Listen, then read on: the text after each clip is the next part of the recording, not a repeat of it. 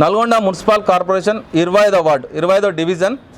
ఈ డివిజన్ నుండి ఒంగూరి నవ్యశ్రీ రాఖీ భారతీయ జనతా పార్టీ నుంచి పోటీ చేయడం జరుగుతుంది. దయచేసి 25వ వార్డు డివిజన్ ఉన్న ప్రజలందరూ కూడా మీ అమూల్యమైన ఓటు భారతీయ జనతా పార్టీకి వేసి సీరియల్ నెంబర్ 3 మీద మీ ఆశీర్వాదంతో గెలిపించాలని చెప్పి అందరిని కోరుకుంటున్నాను. మొదటి 100 రోజుల్లో మీరు ఒకవేళ గెలిస్తే మీ ప్రజలకి మీరు ఏం చేస్తారు? గెలిచిన మొదటి 100 రోజులు అంటే ఈ సీసీ రోడ్లు మరియు అండర్ గ్రౌండ్ డ్రైనేజ్ సమస్యలు చాలా ఘోరంగా ఉన్నాయి కాలనీలో. ఆల్రెడీ సీసీ రోడ్లు వేసిన రోడ్లనే మళ్ళీ తోమి దాని ఇప్పుడు ఎటు కాకుండా ఆ రోడ్ల పరిస్థితి చాలా మంది జనాలు కింద పడడం జరుగుతుంది, చాలా మంది హాస్పిటల్ పాల్గొనడం జరుగుతుంది. ముందుగా నేను రాగానే ఫస్ట్ ఏ అయితే రోడ్లు అయితే డ్యామేజ్ అయినాయో ఆ రోడ్లు పూర్తిగా కంప్లీట్ చేసే విధంగా నేను ప్రయత్నం చేస్తాను. దాంతోపాటు అండర్ గ్రౌండ్ డ్రైనేజ్ సమస్యలు ఘోరంగా ఉన్నాయి మన వార్డులో.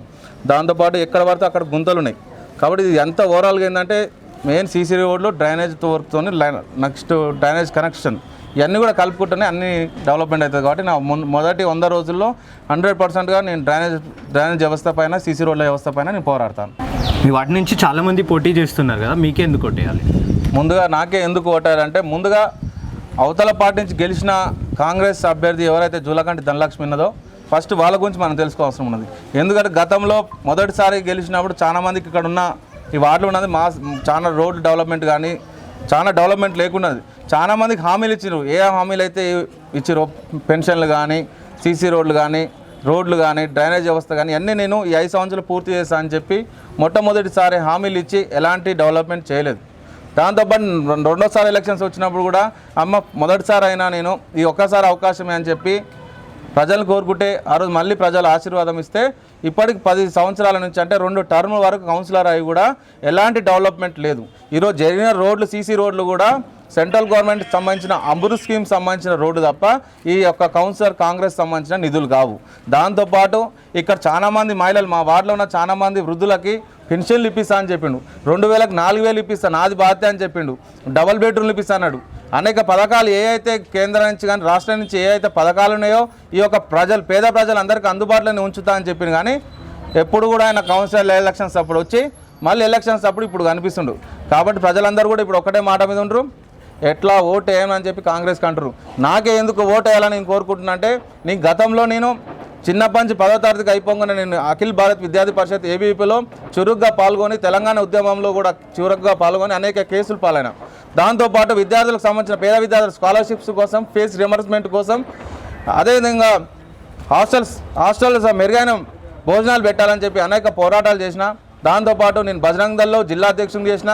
హిందూ ధార్మిక పైన ఏదైతే ఈ దేశానికి శత్రువులు ఎవరైతే ఉంటారో ఈ ధర్మ శత్రువు ఎవరు ఉంటారో వాళ్ళపై నిరంతరం పోరాడుతూ హిందూ సమాజం పట్ల ఎప్పుడు కూడా నేను ముందుండడం జరిగింది. దాంతోపాటు ఈరోజు భారతీయ జనతా పార్టీలో నా పోరాటాన్ని చూసి నా ఉద్యమాలు చూసి ఈరోజు నాకు భారతీయ జనతా పార్టీలో జిల్లా అధ్యక్షులు ఇచ్చారు. దాంతోపాటు గతంలో నేను ఇదే పార్టీ నుంచి ఈ జనరల్ మహిళ వచ్చింది. అప్పుడు మా అమ్మగారు ఒంగూరు జ్యోతి గారు పోటీ చేయడం జరిగింది. అప్పుడు ఇక్కడున్న ఈ వార్డులో ఉన్న జనాలు కూడా ప్రజలందరూ ఓటర్స్ అందరూ కూడా మా అమ్మని ఆశీర్వాదం ఇచ్చి 830 ఓట్లు వేసి మేము ఇంచుమించు దగ్గరకు వచ్చి ఓటమి పాలు కావడం జరిగింది. కాబట్టి ముఖ్యంగా మాకు ఎందుకు వేయాలని కోరుకుంటున్నా అంటే నేను ఈ విధంగా ఫస్ట్ నుంచి కూడా ఉద్యమంలో ఉండి ఏదైతే ప్రజలకు మెరుగైన సేవ చేయాలనే ఆలోచనతో ఉన్నా కాబట్టి నాకు ఒక్కసారి ప్రజలు ఓటేయాలని చెప్పి కోరుకుంటున్నా. గెలిచాక మీ ప్రజలకు ఇచ్చే హామీలు ఏంటి? ముఖ్యంగా నేను ఇచ్చే హామీలు ఏంటంటే సరే రాష్ట్ర ప్రభుత్వాలు ఏ పథకాలు ఇచ్చినా కానీ సెంట్రల్ గవర్నమెంట్ సంబంధించిన ఏదైతే ఏ పథకాలు ఇచ్చినా కానీ నేను 100% కూడా ఈ యొక్క ప్రజలకు అందరూ కూడా ఆ పథకాలు మా వార్డులకు సంబంధించిన ఓటర్స్ అందరూ కూడా కుటుంబానికి 100% ఆ పథకం చేరే విధంగా చూస్తాను. ఎందుకంటే ఎగ్జాంపుల్ గతంలో విశ్వకర్మ పథకం కింద అనేక మంది మా వార్డులో 15 మంది కుటుంబాలకు వాషింగ్ మిషన్ ఫ్రీగా ఉచితంగా ఇవ్వడం జరిగింది. అనేక మంది కూడా విశ్వకర్మ నుంచి నిధులు రావడం జరిగింది. దాంతోపాటు ఏదైతే నేను గెలిచిన వెంటనే ఈ యొక్క వార్డులలో వాలంటీర్స్ని ఏర్పాటు చేస్తాను. దాంతోపాటు ఈ వాలంటీర్స్ ఏర్పాటు ఎందుకంటే వార్డులో ఏడ సమస్యలు ఉన్నా కానీ నా దాకా రాలేకపోతే వాలంటీర్ సందుకు సంబంధించిన గల్లీలకు సంబంధించిన ఒక పెద్ద మనిషిని ఒక వాలంటీర్ ఏర్పాటు చేసి ఆ పెద్ద మనిషి కాంచి నేను ఒక వాలంటీర్ ఏర్పాటు చేసి ఆ వార్డుకి అభివృద్ధి కోసం నేను పనిచేస్తాను. దాంతోపాటు ఇంత పెద్ద వార్డులో కూడా ఎక్కడ కూడా ఓపెన్ జిమ్ లేదు, ఎవరు కూడా కనీసం వాకింగ్ చేసుకునే స్థలం లేదు. కాబట్టి ఒక ఓపెన్ జిమ్ కోసం నా సహకారాలతో నేను తప్పకుండా ముందు ఉంటా. దాంతోపాటు ఈ యొక్క వార్డులో 6 నెలలకు ఒకసారి ఎందుకంటే మా ఏరియా మొత్తం గుట్టలతో నిండి రోడ్లు చక్కగా ఉండవు. అందరు కూడా ఆరోగ్య పరిస్థితి బాగాలేవు కాబట్టి 6 నెలలకు ఒకసారి ఉచిత వైద్యం కూడా ఏర్పాటు చేయాలని చెప్పి మంచి మంచి స్పెషలిస్ట్ డాక్టర్లను తీసుకొచ్చి అందరు కూడా ఉచిత వైద్యం అలాంటిది సేవా కార్యక్రమాలు చేద్దామని ఆలోచన ఉన్నా. దాంతోపాటు ఇంకా ఈ యొక్క వార్డులో ఉన్న 10th క్లాస్ ఎవరైతే ఉన్నారో పేద పేద పేద ప్రజలు ఎవరైతే ఉన్నారో వాళ్ళకందరూ కూడా ఉచితంగా నేను బుక్స్ సంబంధించిన చేద్దామని ఆలోచన ఉన్నా. ఎవరైతే మొదటి ర్యాంక్ తీసుకుంటారో వాళ్ళకు కూడా ఇంటర్లో నా వంతు ఆర్థిక సాయం చేయాలని చెప్పి ఆలోచన కూడా అదొక డిమాండ్ ఉన్నది.